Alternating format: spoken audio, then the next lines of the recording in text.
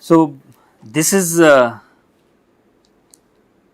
mean straightforward in case of this oscillator, and we know for dual edge modulation, let me just okay. So, for dual edge modulator we can do with the oscillator because it is not possible with the these current sources. But what do we do here actually? I mean this is possible with the current source in this case, and here we are limiting only one side voltage, not two side voltages. So, whether you use a oscillator or you use this simple ramp generator, how do we make sure that my common mode remains at VDD by 2? Because we are resetting at 0, whether you take this oscillator. So, in this oscillator, this MOSFET will reset to 0 ground, and again if you talk about this leading edge, set to VDD. So, you are always starting from 0 or VDD in this case. So, you are shifted towards VDD or towards ground, your ramp common mode is not at the mid VDD. So, this may have a problem. If you take the case of this, you cannot operate it lower duty cycle. Let us say the moment it goes below 110% or so, and if my VM is 1 volt, then that control voltage will drop to 100 millivolt. So, at 100 millivolt or lower voltage, I cannot ensure that this NMOS will remain in saturation and my error amplifier gain will drop. So, how do we fix that? What can we do? You have to simply modify this circuit to shift the common mode. So, what? Yeah, you just replace the ground with the another voltage, so that it will always reset to that. So, let us say replace the ground with 0.4 volt and you keep everything else same. So, it will now instead of 1 volt it will charge to 1.4 volt because you are starting from 0.4 volt offset. So,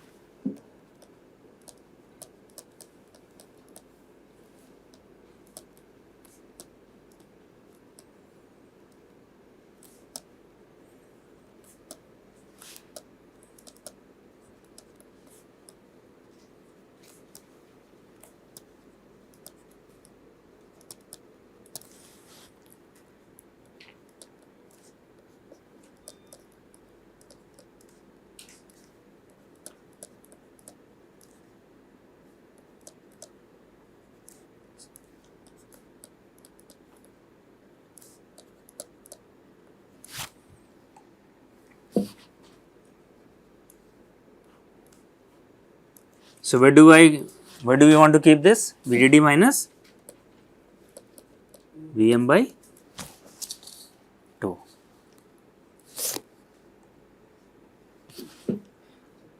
So, what do you require in that case? How do we shift this? How do you generate this ground actually? So, one way could be like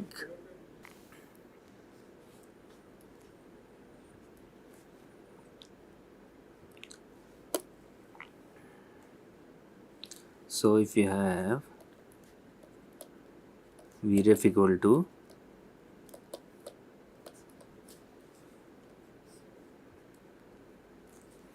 and this buffer will be connected to this guy output, but it will require a huge cap because all of a sudden you will be resetting it, which means capacitor has to discharge. So, this capacitor should be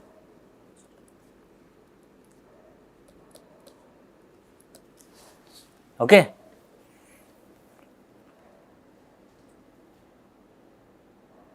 Because if this capacitor is large, only then it can bring the voltage of the other cap to its level. Otherwise, if it is a small, then it may not discharge. I mean, it may remain much higher. Okay. So, it should be a stronger cap. It is just a charge balancing is happening. So, it has to draw all the charge from the smaller cap, which means this capacitor should be large enough. What could be other way, simpler way? If I do not want to use this, but I want to keep roughly at, I mean this needs not to be very accurate, VDD minus VM by 2. If you are off by plus minus 100 millivolt, that is also fine. Can we use some other way where I may not be very accurate, but still I can achieve the same kind of behavior. What if I use a PMOS to reset this instead of NMOS?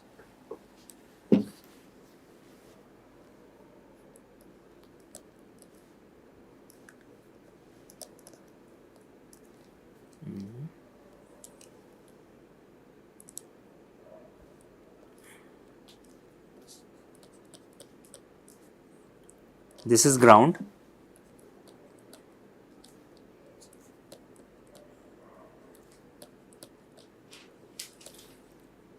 So, when PMOS input is 0, this will turn on. What is the maximum voltage it can discharge to? VT, huh?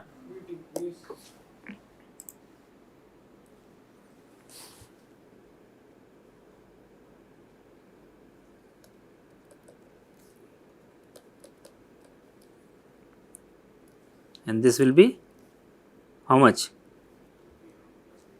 Vm plus SP. And this is roughly 500 millivolt. So, still okay. You can use a little bit larger device, so you can bring this 500 millivolt close to 400 millivolt if you want. And if you are operating at a much higher voltage, let us say 5 volt or so, then you can stack multiple PMOSs and use 2 VT, 3 VT, whatever you want. Okay. Similarly, for the leading edge, we are setting this, basically we are charging this to VDD through PMOS. If we do NMOS, then it will limit to VDD minus VTN, that is it. Okay. So, these are the like small things you need to take care when you are designing your DC-DC converter. So, you have to look at I mean, let us say your operating voltage is output operating voltage is always more than 50% of VDD, which means like you are always above 50% duty cycle. Then you can basically you do not need to care about the lower level of the voltage, because you know your control voltage will never go below Vm by 2.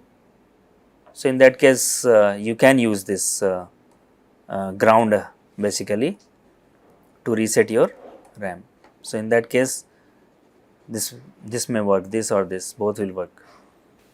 Okay. So, if you are using this kind of RAM generator where you are resetting your RAM to VDD, or if it is a leading edge, or for trailing edge you are resetting your RAM to 0 volt, then which one to use you can decide based on where the duty cycle is lying, whether it is you are always operating below 50% or above 50%. If below 50%, then you go for leading edge, okay, because then your control voltage will always remain above Vm by 2, in this case above 0.9 volt, VD by 2, in the other case not Vm by 2, but VDD by 2.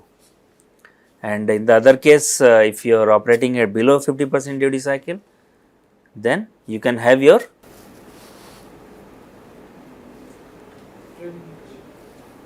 I think that was correct, Vm by 2, because we are going from 0 to Vm.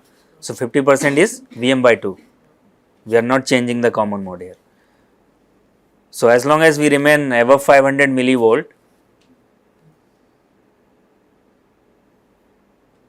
and you are always you are not going basically closer to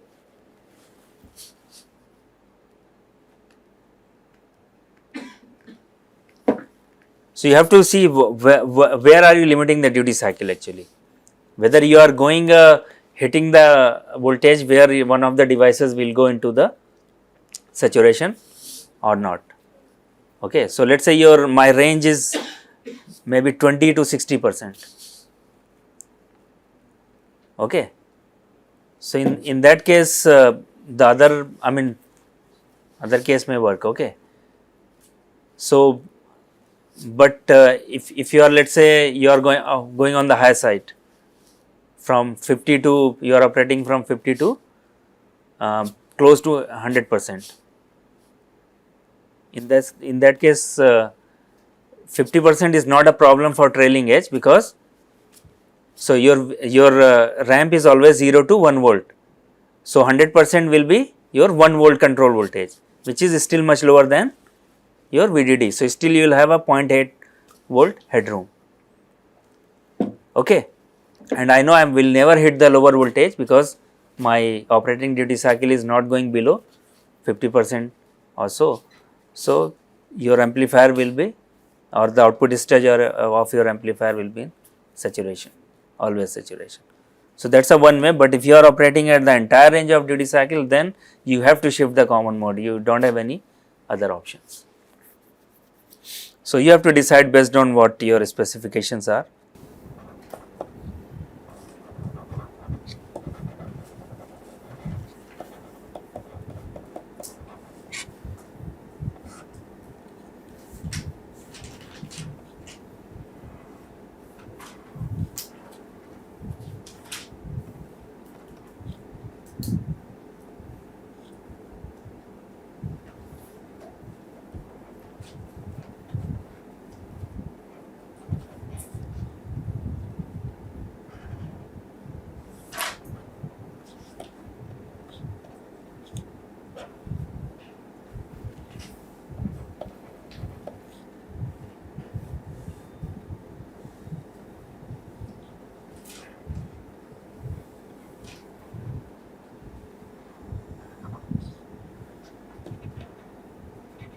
So if you remember, this is what we had for type 3 compensator, and we had another capacitor,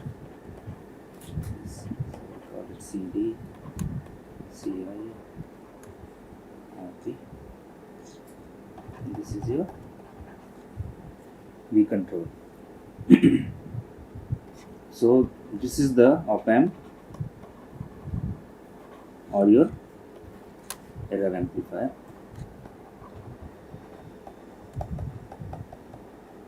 And your compensation network is built around that. So one thing you need to consider actually, bandwidth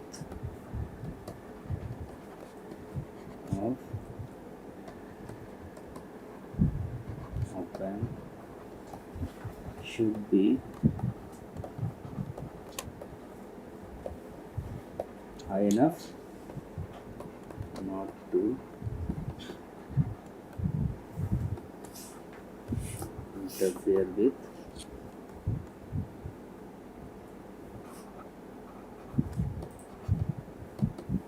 loop gain transfer function. Okay. So what we want, I mean, we don't want additional pole from your op amp, because here we are introducing an integrator with 2 zeros, and then on top of that we put 2 more poles, if you remember, high frequency poles due to noise reasons. So one more pole means getting, even if it's not inside UGB, but even if it's, let's say, even within, let's say, 4 to 5 terms of UGB, still you will get a significant drop in phase margin, I mean maybe 5 to 10 degrees, which is significant.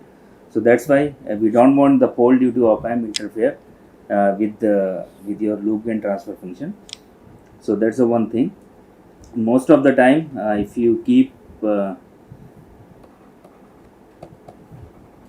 op amp omega UGB 10 times of your DC to DC. Okay. So if you remember the example we took for 1 megahertz, 100 kilohertz was the UGB. So you want to keep it maybe 1 megahertz or so. So, and you can always model this. If you want first order approximation, you can just replace this op amp transfer function with the first order. So if this is AS, then AS equal to A naught over 1 plus S over omega p. Okay, so omega p will be the 3 dB frequency. So UGB of op amp will be A times of omega p. So that UGB should not interfere. I mean, that's the UGB which you want to keep outside your UGB, so that you get enough bandwidth. Because one thing you have to remember, this op amp is not in the open loop. We have a closed loop network around that. So that's why we are not looking at a 3 dB, but if you want to keep 3 dB at a 100 kilohertz, then you can imagine what kind of UGB require, order of gigahertz also. So which is almost impractical. So whenever you connect any op amp in a feedback, then you always look for UGB. So because at high frequency this will be shorted, so you can treat it as a, I mean, even if you have this and this will also be shorted, so it will more act like a unity gain amplifier. So in that case, until UGB you see a flat response. After that, so 3 dB is shifted to UGB in that case, in the closed loop. So let me just, so one thing I mentioned yesterday that I was talking about the resonance, so I'll just show you what happens. If you want to really see why this is occurring, you can just replace this op amp transfer function with this and then derive the compensator transfer function again, and you see how does it affect actually. It will basically, you will see some additional resonance frequency in the in your loop, actually loop gain. So one resonance is coming from LG, other resonance will come so L and C, and another one will come from this one due to the limited bandwidth of your op amp. So what I did, this was my original circuit, and I replaced this op amp with the first order model. So you have a voltage controlled current source, then I have RC at the output. So GMR will be your gain. So I'm keeping 1 milli and 1 mega, so it's a 60 dB gain, and the same 1K here. So I try to keep the same, and then you have a buffer to make sure it's this is not 1 mega ohm is not loaded with that at high frequency. So it's 160 femto. So 160 femto. So this will give you 1 mega. Once, I mean, if you just do 1 over 2 pi RC, and this is at 100K. So what I did actually, this was 1.6 pico. I made it femto, which means this capacitor is out of picture, and this resistor was 5.5K. If you look here, the value, I made it 5.5 milliohm. So which means I'm trying to get rid of these two high frequency poles and see what happens at the.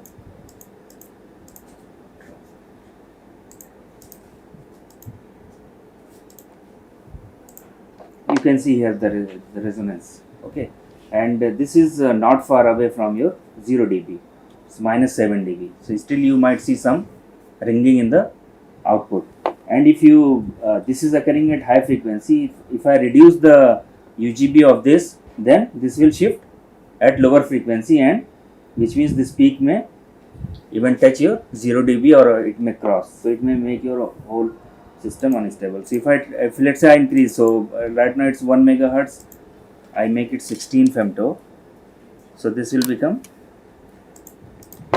10 times. So let me just have this, and on top of this I'll plot the other one.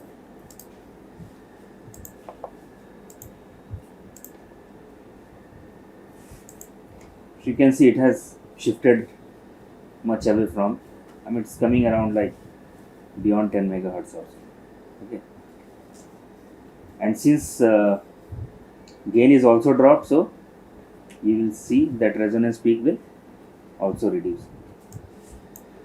So that's why if you don't have those two high frequency poles, you may require a very high bandwidth here, which means that will come at the cost of current consumption. Okay, so let me just go back, and so I'll keep this and I will add those poles, so that resonance went away. So that's another benefit of having those two high frequency poles. It will try to suppress any resonance which might occur due to the limited bandwidth of the op amp or the poles which are in the op amp. And if you replace it with the second order, this resonance may look even worse actually in that case. We are just having a first order approximation here. So that's why it's, you might think that, okay, let's try to move this pole maybe at much higher frequency, or just get rid of this to get a better phase margin, because they will cause some drop in the phase margin, maybe 5 degree to 10 degree something. So if you try to get rid of this just to increase the phase margin, so then you have to be a bit careful that you may have that resonance and it may basically cause some kind of instability in your loop. So it's okay to have 5 to 10 degree. If you are looking for 60 degrees, if you are, instead of that you are getting 55, you may still be okay, but that resonance is not good actually. Okay, or otherwise until unless you make your op amp bandwidth very high, which means you may have to burn a lot of power in your op amp.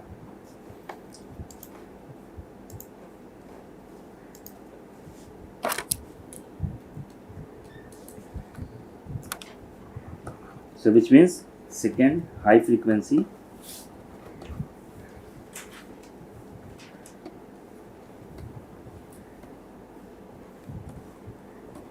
poles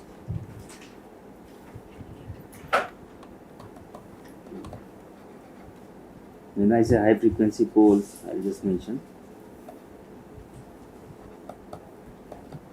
outside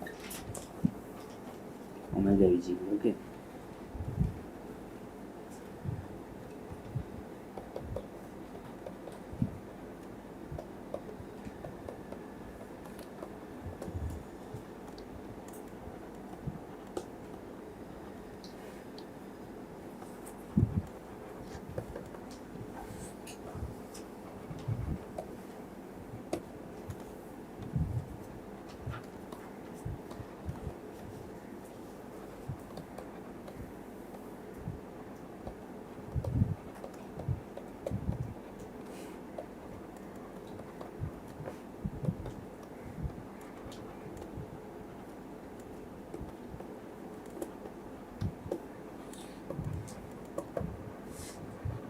Okay.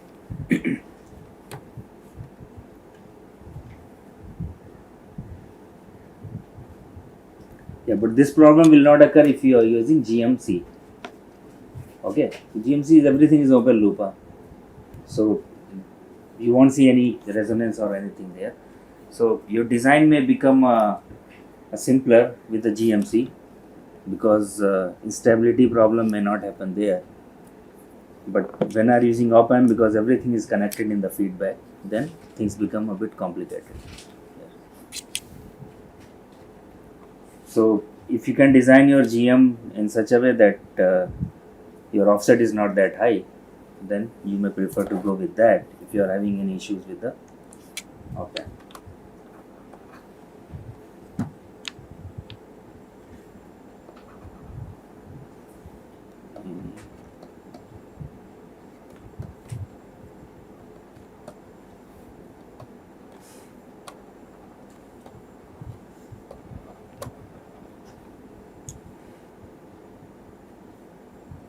So the gain requirement, if it's 60 dB, then you may go with a simple 2-stage.